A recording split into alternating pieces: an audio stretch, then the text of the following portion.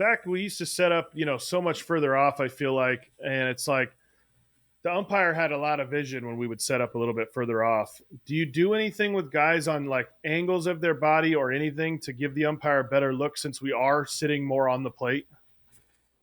I think it's individualized. I think if a guy can, it's pitch dependent, it's individualized with the guy. If it's something he needs to do to be able to handle a pitch going a certain way, then yes, we would probably, explore that option. But I don't think it's set in stone how every guy sets up on a ball that we're going to throw a slider to the glove side of the pitcher here that we need to set up. It just doesn't work like that. I don't feel like. Yeah. And obviously the knee down helps getting guys just lower to the ground and umpires able to see over the top. It does, and I think you can change perceptions with things when you start adjusting, your knee setups and different things like that, where they are, which knees up, creating some visuals and things like that. Do you guys do any I mean, I don't know it's like scouting or anything, but like do you keep any information on umpires and like setups and how they are and where they sit or how they sit?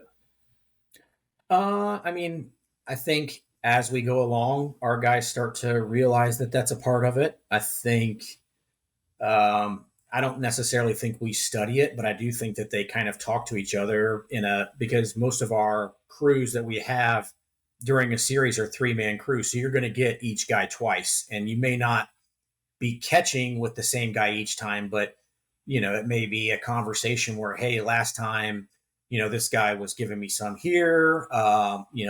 When I was like this, he was giving me this pitch. I mean, I think they talk to each other. I don't necessarily think that they study the umpires to figure out, where this guy's zone is and things.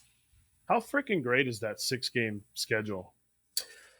I do like it. I think I do. I think it's great. I think there's some ways that it could be adjusted to help everybody a little bit, just in the fact that I don't think guys are trained as much to play every day. And maybe it's just because of the way that SNIT uses our major league guys that, they're playing in the minor leagues for us or any organization. And, every Monday's off. And sometimes if it's a priority guy, a lot of times maybe you'll give him a DH on Sunday, or Sunday's a complete off day. So he gets back-to-back off days.